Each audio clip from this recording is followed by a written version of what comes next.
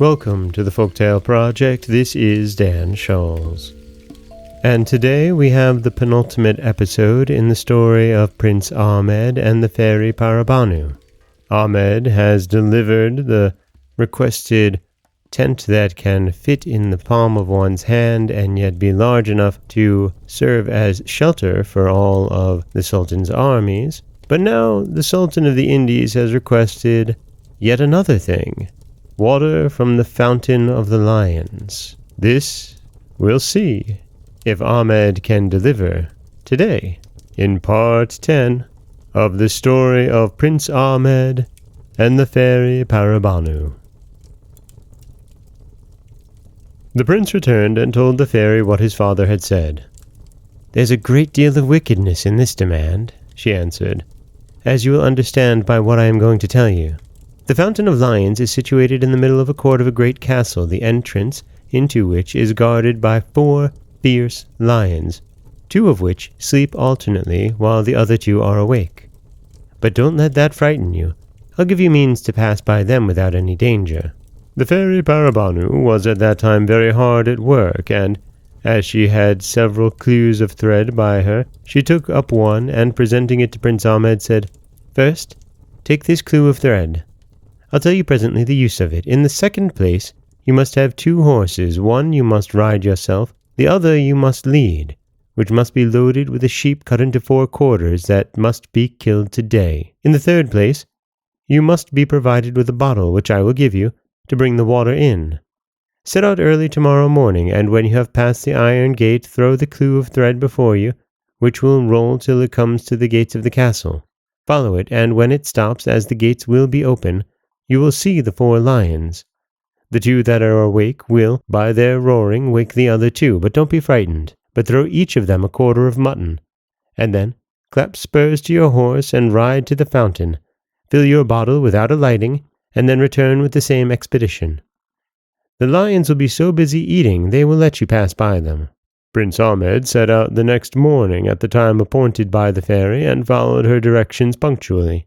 When he arrived at the gates of the castle, he distributed the quarters of mutton among the 4 lions, and, passing through the midst of them bravely, got to the fountain, filled his bottle, and returned back as safe and sound as he went. When he had gone a little distance from the castle gates, he turned him about, and, perceiving 2 of the lions coming after him, he drew his sabre and prepared himself for defense.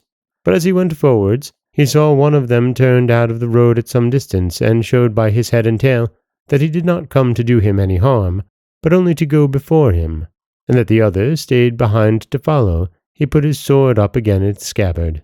Guarded in this manner, he arrived at the capital of the Indies, but the lions never left him till they had conducted him to the gates of the Sultan's palace, after which they returned the same way they came, and not without frightening all that saw them, for all they went in a very gentle manner and showed no fierceness.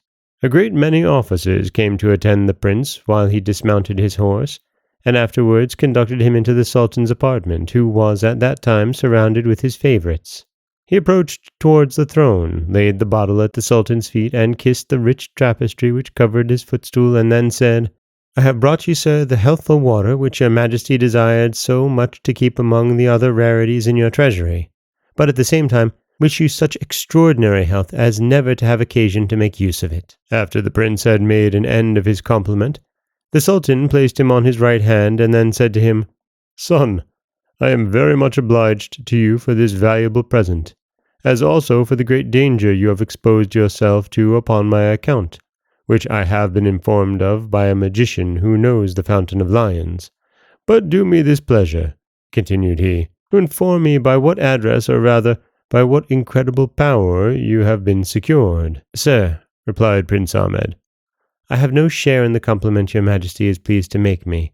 All the honor is due to the fairy, my spouse, whose good advice I followed." Then he informed the Sultan what those directions were, and by the relation of this his expedition let him know how well he had behaved himself. When he had done, the Sultan, who showed outwardly all the demonstrations of great joy, but secretly became more jealous, retired to an inward apartment, where he sent for the magician. The magician, at her arrival, saved the Sultan the trouble to tell her of the success of Prince Ahmed's journey, which she had heard of before she came, and therefore was prepared with an infallible means, as she pretended. This means she communicated to the Sultan, who declared it the next day to the prince, in the midst of all his courtiers, in these words: "Son," said he, "I have one thing more to ask of you, after which I shall expect nothing more from your obedience, nor your interest with your wife. This request is, to bring me a man not above 1.5 feet high, and whose beard is 30 feet long, who carries a bar of iron upon his shoulders of 500 weight, which he uses as a quarterstaff." And that is part 10 of the story of Prince Ahmed and the fairy Paribanou, and we see the Sultan of the Indies has made yet another, and we should have expected it because it rounds it to 3, interesting request of his son, and we'll discover in our next episode if Prince Ahmed can deliver, and what that means for everyone. This is Dan Scholz for the Folktale Project. Don't forget that you can subscribe to the podcast on Apple Podcasts, Spotify, anywhere that you like to get your podcasts. You can follow us on Instagram and Threads at Folktale Project. If you'd like to help support the project, you can head over to patreon.com/folktaleproject, or you could always just share the stories with someone you love. I do appreciate that. As always, thank you so much for listening.